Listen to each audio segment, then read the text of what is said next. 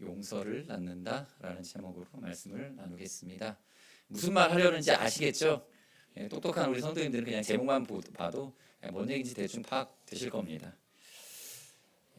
여러분들 구원이 필요합니다. 우리에게는 구원이 필요해요. 왜 구원이 필요합니까? 심판이 있기 때문입니다. 심판이 있을 상황이 오면 거기에 당연하게 구원이 필요한 거예요. 여러분들 하나님이 심판하시는 게 좋으십니까? 싫으세요? 하나님 심판하시는 거 원치 않으세요? 이렇게 내가 심판당할까 봐 무서워서 그러시는데 심판은 우리에게 필요한 겁니다. 왜냐하면 그래야 우리가 구원받으니까요. 잘 이해 안 되시죠? 밖에 살인마가 이 사이코패스 살인마가 이만한 칼을 들고 막 이렇게 활보하고 다닌다고 생각해 보십시오. 근데 경찰이 아무것도 안 해요. 그럼 여러분들 어떨 것 같아요? 경찰을 욕하지 않겠습니까? 아니 이거 치안이 어떻게 된 거냐고 하면서 경찰을 욕할 거 아니에요. 그래서 경찰이 빨리 뭐라도 해주길 바랄 거 아닙니까? 마찬가지로 하나님께서도 이 땅을 다스리시는 하나님이 심판을 하지 않으시면 불안해서 살 수가 없는 거죠. 우리는. 그래서 구원이 필요한 겁니다. 그래서 심판이 없으면 아마 대려 사람들이 하나님을 손가락질할 수도 있을 거예요. 반대로 하나님 심판만 하시는 게 아니라 심판이 필요한데 이 심판은 항상 좀 포괄적이거든요. 그러면 옆에 누가 심판을 당하면 옆에 있는 사람도 약간 데미지를 입어요. 그렇죠? 뭐 비가 많이 와야 되는데 비가 오는 게 필요하죠. 가뭄이 들지 않으려면 비가 와야 되는데 근데 비가 오면 또 너무 많이 오면 이게 또 손해를 보는 사람들이 있어요. 양산장수. 뭐 하여튼 비가 와서 오는 건 좋지만 하여튼 심판이 임하면 누군가는 옆에서 데미지를 받게 되어 있습니다. 그렇죠?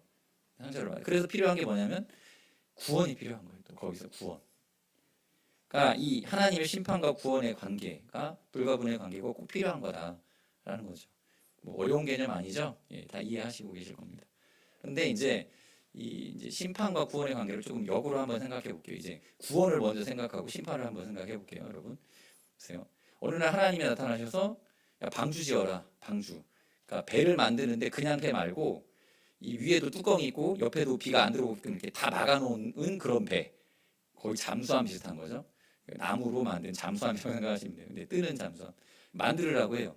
그러면 이제 추측을 하겠죠. 아, 지금 이게 하나님 어떤 심판을 하시려고 하는데 요게 있어야 살겠구나.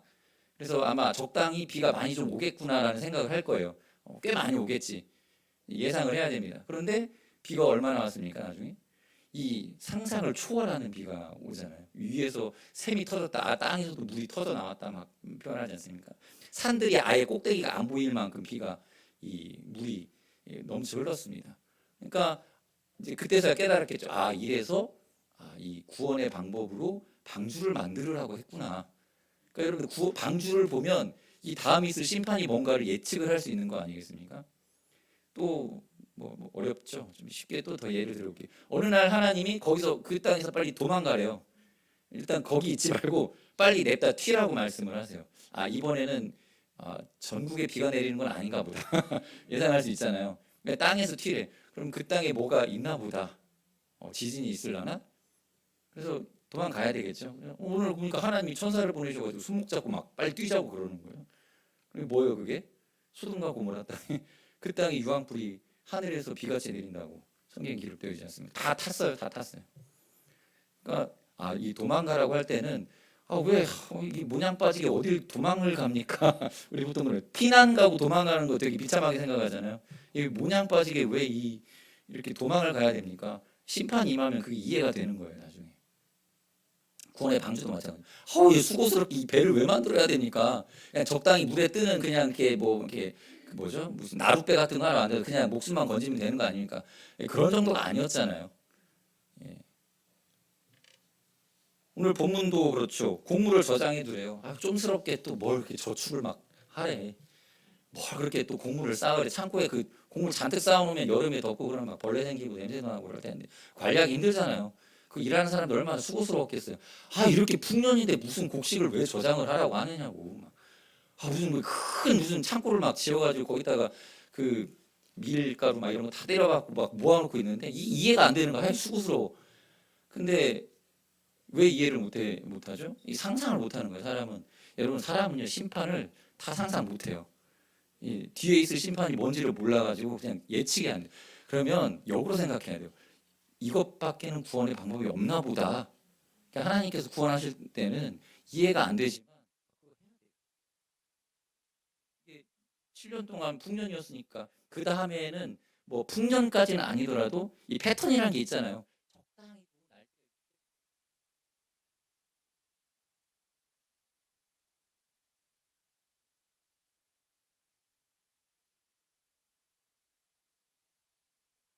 적당히 비행기 타면 그 승무원들이 항상 보여주는 게 있잖아요. 비행기 타면 이렇게 사실 기분 좋게 여행 가려고 하는데 되게 무서워요. 이거 보여줄 때마다 요즘 비행기 많이 못 타시죠?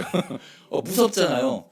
이렇게 비행기만 타고 기분 좋게 이제 가면 이제 외국한다 그러는데 막 탑승하는데 갑자기 산소 마스크 막 이런 거 착용하는 거 보여주고 막 여기 이게 뭐지 구명조끼 이렇게 바람 불어갖고 이렇게 목에다 낑기는 거 이런 거 보여주고 무섭잖아요.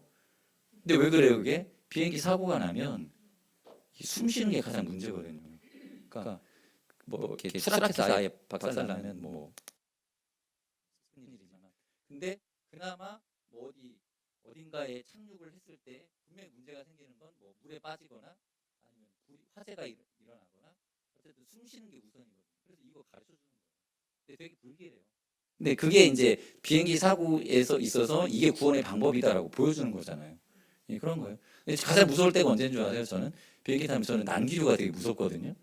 그러면 이제 벨트매라고 신호가 띵 떠, 한 번씩 뚝뚝 떨어지니까 예전에 단기 선교 뭐 여러분 가보시면 이렇게 오지 같은 데서 또 다른 오지로 옮길 때는 비행기 아주 작은 비행기 타거든요. 태국에서 네팔 갈 때였었던 것 같은데 싸구려 비행기를 타고 프로펠러가 밖에 이렇게 도는 게 보여요. 그런 거 이렇게 타고 이렇게 가는데 이게 저공 비행을 하는데 난기를 엄청 많이 심하게 부딪히는 거예요. 떨어질 때마다 막 죽겠는 거예요. 그래서 그 뒤로부터 저 난기류 공포증이 오더라고요. 그래서 비행기 타는 그게 무서워요. 그게 비행기 벨트 매세요 삥 소리 나잖아요. 그때가 가장 공포스러워요 저는. 근데 진짜 공포스러울 때가 언제인지 아세요? 그 승무원들이 자리에 앉아요. 잘 돌아다니는 승무원들이 그 맞은편 이렇게 마주보고 앉아있는 자리에 앉아요. 이렇게 뒤로 이렇게 다. 근데 그냥 앉아있으면 몰라. 벨트를 매요 막. 그리고 그때부터 겁이 나는 거야. 도대체 뭐가 무슨 뭐 폭풍우를 만나는 건가. 근데 아니나 다를까 막 그냥 뚝뚝 떨어지고 막 무섭죠. 이게 뭐냐면 근데 그때 감 못 잡는 사람들은 왜 못 움직이게 하냐고 빨리 나 화장실 가야 된다고 수업을 뭐 빨리 볼일 보러 가야 된다고 일어나려고 막 그러는데 감 못 잡는 사람들이 이제 그런 감을 잡아야죠. 왜 저렇게 벨트를 맬까? 우리가 상상력을 발휘를 해야 됩니다. 그러면 이제 우리가 이걸 복음에 적용을 좀 시키셔야 돼요. 이제 예수님이 십자가에서 돌아가셨어요. 부활하셨어요. 그러니까 하나님이 이제 어떤 심판을 하시려고 하시는데 이제 구원받을 방법이 뭡니까? 뭐 방주입니까? 뭐 냅다 튀는 겁니까? 뭐 곡식을 저장하는 겁니까? 이런 게 아니에요. 자기 아들을 이 땅에 보내셔서 십자가에서 아주 잔혹한 십자가에서 피 흘려 죽게 하시는 그 역사적 사건 그리고 그것을 받아들이고 믿는 자만 구원받을 수 있다고 말씀을 하세요. 그럼 우리가 역으로 생각해야 돼요. 감이 오셔야 돼요. 그럼 도대체 어떤 심판이길래 구원받을 수 있는 방법이 예수님밖에 없느냐? 그 하나님이 자기 아들을 그렇게 잔혹하게 죽이셔야만 죽였다 살려야만 우리가 구원받을 수 있는 그런 심판이냐? 그러니까 여기서 감을 조금 잡으신 분들은 다른 방법으로 구원받을 방법이 없대요. 그러면 이 심판에 대해서 뭐 여러분들 마음껏 상상 한번 해보십시오. 도대체 어떤 심판이길래 얼마나 이 결정적인 아니면 잔혹한 심판이길래 이렇게 하지 않으면 구원받을 수가 없는 것인가?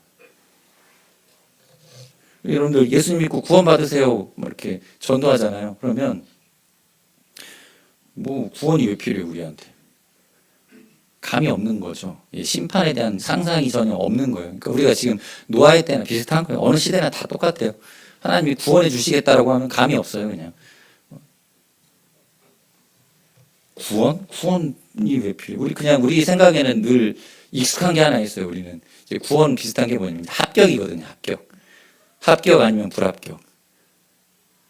교육열이 강한 대한민국에서 살아온 우리들은요, 이게 익숙해요. 구원받는 것보다 내가 뭐 노력하고 공부해서 이렇게 경쟁해서 합격하는 게 우리 경험치거든요. 그래서 이게 더 와닿아요. 그래서 많은 종교들이 가르치는 게 뭐냐면 합격 불합격인 거예요. 이제 구원을 합격 불합격 차원으로 가르쳐요. 그러니까 뭔가 되게 믿을만 하죠. 재밌죠. 좀 공을 쌓아야 되고 좀 자기 수양을 좀 하고 좀 나름대로 착하고 성실하게 살아야 되겠다. 뭐 이런 생각이 들어요. 저도 고등학교 때 시험 봤거든요. 고등학교 고입 시험 보셨습니까 혹시? 저는 중학교 졸업할 때 고등학교 시험 보고 들어갔어요. 그러니까 그때 분위기가 뭐였냐면 고등학교를 가는데 그때 당황스러운 거예요. 고등학교 들어갈 때 시험 보고 들어가는구나. 중학교 때 그래서 중3 때부터 열심히 공부했거든요. 근데 이제 불안한 거예요. 고등학교 떨어지면 이게 대다수가 붙는데 한두 명 떨어지거든요. 그러니까 더 두려운 거예요. 여러분 강도사고시가 얼마나 무서운지 아세요? 대부분 강도사는요. 웬만한 분들은 다 붙어요. 근데 꼭 한 30% 20%가 떨어지거든요. 그래서 더 무서워요. 한 30% 붙고 70% 떨어진다 그러면 위로가 되거든요.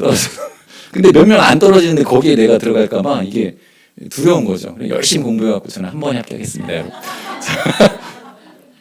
바보들 중에 그런 분들 있잖아요. 운전면허 떨어지고. 죄송합니다. 죄송합니다. 운전면허 필기에서 떨어지는 분들도 있어요. 죄송해요. 예. 근데 되게 상처죠. 그쵸? 다른 거 떨어지는 건 별로 기분 나쁜데. 근데 아무튼 합격, 불합격. 합격하면 되는 삶을 우리가 살아가요. 그래서 합격이라는 상황을 선호해서 천국도 합격하면 되겠지. 그런 멘탈로 우리가 접근을 하거든요.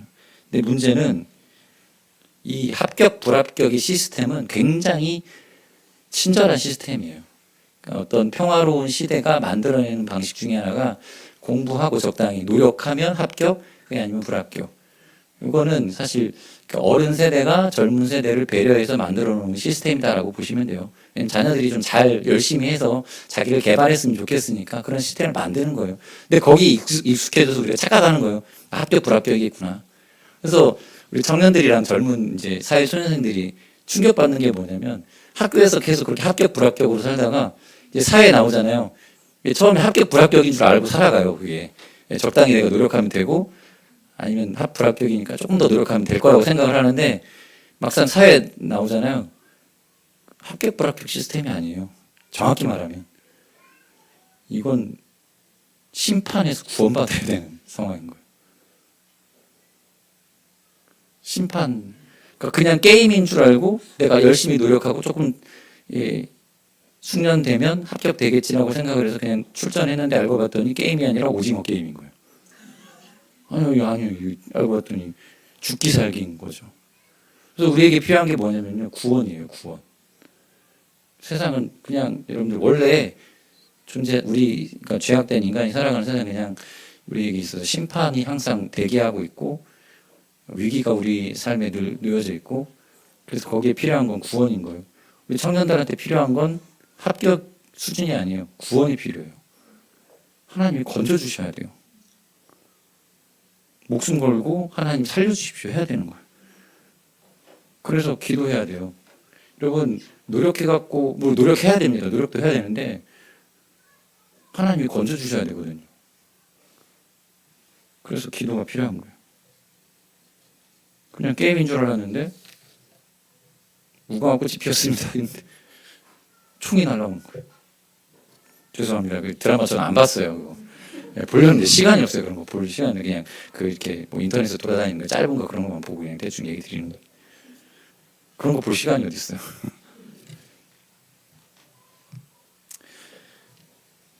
합격 불합격이 아니라 우리에게는 구원이 필요합니다. 그러니까 합격을 경험했고 불합격을 경험한 여러분들 우리 성도님들 가운데는 우리 인생을 그렇게 바라보기 때문에 이게 하나님의 구원의 손길이 때로는 이렇게 와닿지 않죠. 산불에 휩싸였을 때 헬기 타고 구조돼 본 적 있으십니까? 뭐 없으시죠. 물에 빠졌는데 누군가가 나를 건져준 경험 있으십니까? 어떤 심각한 약물이나 알코올 중독이나 도박 중독에서 누군가의 도움으로 극복하고 빠져나와 본 적이 있으십니까? 근데 대부분 이런 경험이 있는 분들의 간증이 되게 은혜로워요. 왜 그런지 아세요? 그게 구원이거든요. 그러니까 그런 경험이 있으신 분들은 구원이 뭔지, 왜 우리에게 구원이 필요한지, 복음에서 왜 자꾸 구원받으라고 말하는지가 빨리 와닿게 되는 거죠. 우리는 구원이 필요한 거예요. 그래서 성경이 표현하는 표현이 구원이에요. 구원. 여러분 축하합니다. 여러분들은 구원받기에 합당하게 합격하셨습니다. 예수님 믿는 점수 80점 이상 합격.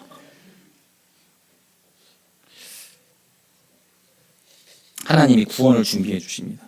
자, 요셉은요. 그래서 이제 보세요. 요셉의 인생은 집 떠나온 순간부터 계속 구원이 필요했어요.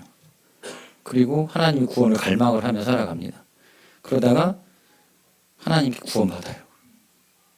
그리고 본인만 구원받은 게 아니라 온 가족과 애굽 땅이 다 구원을 받습니다. 요셉은 자신이 꿨던 꿈 때문에 이게 해석이 되어지는 거예요. 나중에. 아, 이게 하나님의 계획이었구나. 하나님이 우리를 구원하려고 나를 이렇게 위기 속에서 건져주셨구나.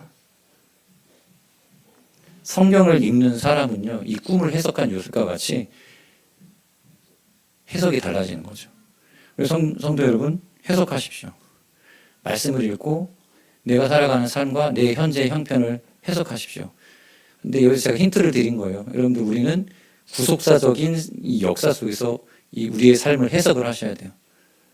그러면요, 다 이해가 돼요.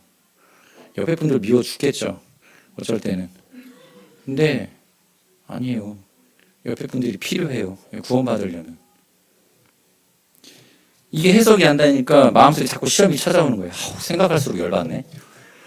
생각할수록 열받네.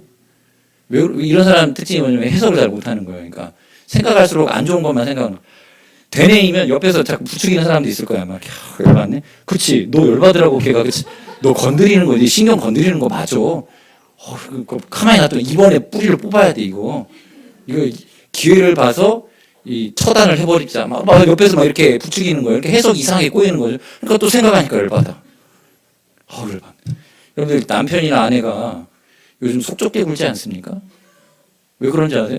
그 해석을 못 하고 있어서 그래요. 해석을 못. 상황 해석을 못 하는 거예요. 이 남편이 얼마나 소중한지를 해석을 못 하니까. 얼마나 친절한 소중한 이 아내가 얼마나 소중한 아내인지를 해석을 못 하니까 괜히 아내한테 승질 부리고 짜증내고. 그러니까 해석을 해야 돼요. 그러니까 여러분들, 내가 요즘 왜 이렇게 속이 좁지? 성경 안 읽어서 그래요. 성경 안 읽어서. 성경 읽고 세상을 해석하는 구속사적인 이 관점을 가지고 바라보면 같이 구원받기 위해서 하나님이 보내주신 동역자거든요. 같이 교회 나가고 내가 신앙이 떨어졌을 때 옆에서 기도해 줄 사람이고 옆에서 신앙이 떨어지면 내가 기도해 줘야 할 연약한 지체고 이게 해석이 되어지거든요. 그 해석이 안 되면 미워지는 겁니다. 옆에 분들에게 이렇게 인사하십시다. 우리 같이 말씀 좀 봅시다. 아침마다 리바이블 같이 좀 틀어서 봅시다.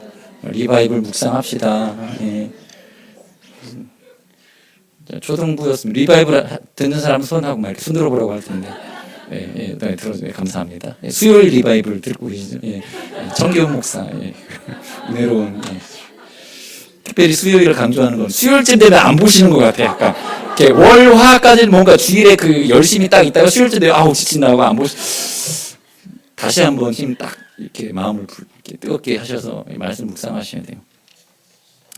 해석을 못 합니다. 사람은요, 이 이성은 생각보다 상당히 이 오류를 가지고 세상을 바라보거든요. 그 인식론 철학에 보면 칸트의 순수 이성 비판 있지 않습니까? 벌써 이제 졸리시려고 하시는 거예요. 그게 저도 잘 몰라서 이제 열심히 공부하다 보니까 이해가 되는 게 뭐냐면 이 인간의 이성은요, 실제를 파악을 못 한대요. 눈에 보이는 거를 그 현상이거든요. 그냥 현상만 보고 판단하는 거예요. 그리고 칸트가 뭐라고 하면 물 자체를 우리가 이해를 못 한대요. 물 자체. 그 자체를 모르는 거예요. 그러니까 쉽게 말하면 이런 거죠. 영화 같은 거 보면 악당들 죽잖아요. 이렇게 총 쏘면 이렇게 주인공이 탁 총 하나 딱 들고 하면 착착착착 맞고 총 맞은 그 악당 그 조물애기들 있잖아요. 대부분 선글라스 끼고 얼굴도 잘 안 보이잖아요. 이렇게 있다가 총 맞고 난간에서 떨어지는데 그냥 안 떨어지고 한 두 바퀴 돌고 떨어져야 되잖아요. 그거 보면 막 통쾌하잖아요. 그러니까 이걸 보고 통쾌하다 느끼면 뭐 그렇게 보라고 감독이 의도한 거예요. 근데 그 본질을 모르는 거죠. 그 총 들고 이렇게 악당의 주무렉이었지만 아침에 출근할 때 자기 사랑하는 딸들과 뽀뽀하고 아빠 출근하고 아빠 돈 벌어 올게 하고 출근한 누군가의 아버지예요. 그게 안 보이죠, 영화에서. 그러다 이제 거기서 이제 주인공한테 촉받아 죽은 거예요. 그게 물 자체예요. 그걸 봐야 되는데 우리는 그것까지는 해석을 안 하는 거죠.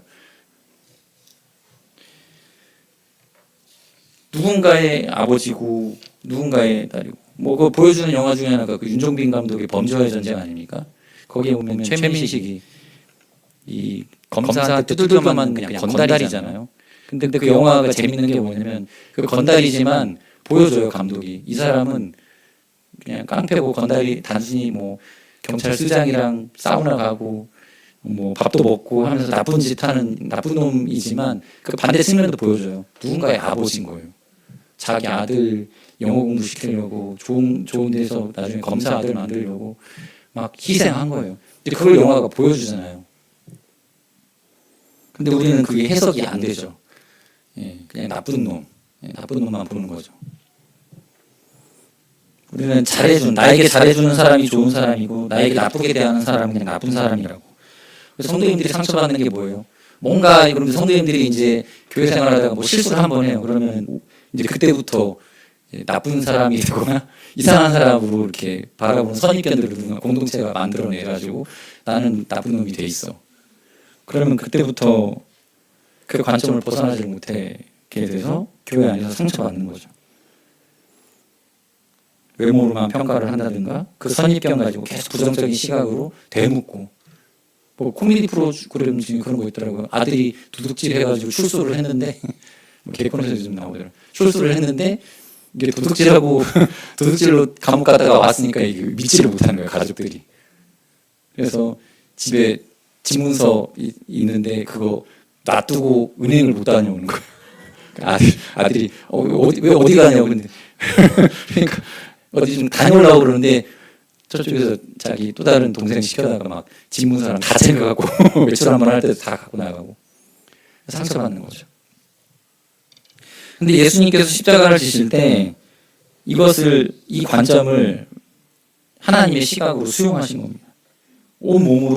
자기 온몸으로 고통스러우신데 하나님의 시각으로 저 유대인들이 나를 십자가에 못 박으려고 거짓 선동을 하고 그리고 나에게 침뱉고 내 옷을 찢고 나눠 가지고 가시면류관을 씌우지만 하나님이 바로 오시는 관점, 그들을 용서하시기 위해서 예수님이 이 땅에 보내신 그 하나님의 관점을 예수님은 계속 유지를 하고 계시는 거예요.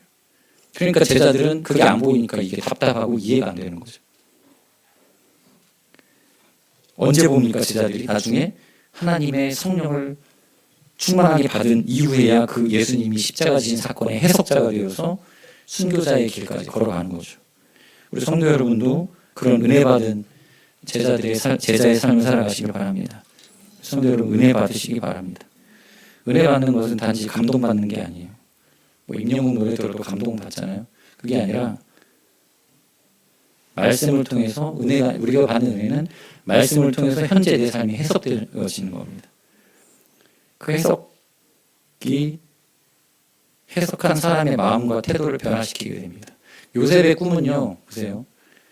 형들의 몇 집단이 자기의 몇 집단 앞에 절하는 꿈을 꿨어요. 그리고 그 꿈이 실제로 성취가 됐습니다. 형들로 표현된 별들과 해와 달이 자기에게 와서 절을 해요. 그 꿈이 실제로 성취가 돼서 아버지까지 어머니들까지 다 와가지고 애굽 총리인 요셉에게 절을 합니다. 그런데 그 꿈의 성취는 거기서 끝난 게 아니었어요. 어디서 끝나죠? 이 꿈의 성취는 단지 요셉이 성공한 데서 먹고 사는 문제가 해결된 데서 끝나는 게 아니라 오늘 여러분들이 읽으신 이 말씀 45장 말씀에서 결론이 나는 거예요. 요셉이 형들을 용서할 때 이게 완성이 되는 거예요. 이 해석이 요셉이 꿈을 완성시키는 데까지였어요. 그래야 이 구원이 완성이 되는 겁니다. 그래서 해석자가 중요해요. 해석자의 변화까지예요. 우리 성경을 읽으시는 우리 성도님들, 여러분들이 성경을 읽으면 성경책에 있는 내용들이 주인공이 아니에요. 성경을 읽고 해석한 여러분이 주인공이 되는 거예요. 그리고 성경의 완성은 우리 성도님들의 성경을 해석한 다음에 이루어진 마음의 변화, 그게 여러분들이 성경의 약속을 완성하는 이 결론인 겁니다. 성경책은 또 다른 물자체가 아니라 또 다른 대상이 아니에요. 그게 우리 자신을 완성시키는 하나님의 약속의 도구인 거예요. 꿈인 거예요, 여러분들. 우리 성도 여러분들 성경을 해석하십시오. 그리고 해석하고 변화된 심령이 일으켜내는 그 완성. 지금 오늘 본문에서는 요셉의 용서죠. 여기까지예요. 그러므로 우리는 기도를 왜 합니까? 그 꿈의 해석자로서 그 해석을 완성해 나가야 하기 때문에 변화된 우리의 심령에서 하나님이 역사하셔서 우리로 하여금 우리의 마음을 변화시킬 기도를 요구하시는 거예요. 그래서 여러분들 오늘 기도하시면서 성령 충만함 받으시고요. 그 성령님이 여러분들의 삶의 현재를 해석해 주실 거예요. 그럼 재해석하시고 다시 나 자신을 곱씹으셔서 내가 불필요하게 집착하고 있는 것이 무엇인가, 그것에서 하나님이 자유를 주실 때에 그 자유를 가지셔야 돼요. 결단하셔야 돼요. 여러분들이 지금 느끼는 좌절과 절망 속에서 다시 믿음과 소망으로 이것을 내뱉으셔야 됩니다. 그리고 내가 용서하지 못하는 여러분들의 이웃의 허물들, 그 지체들의 아직 내가 화해를 요청해도 화해가 안 될 거예요. 여전히 날카롭게 이 몸에 가시를 둘러싸고 고슴도치처럼 다가가려고 하면 바늘 내밀면서 찌르려고 하는데, 그것마저도 품을 수 있는 예수님의 마음, 그 마음을 하나님이 우리에게 주셨거든요. 그래서 품어 가셔야 됩니다. 그래서 예수님으로 말미암아 세상을 이기시는 우리 성도님들이 다 되시기를 바랍니다.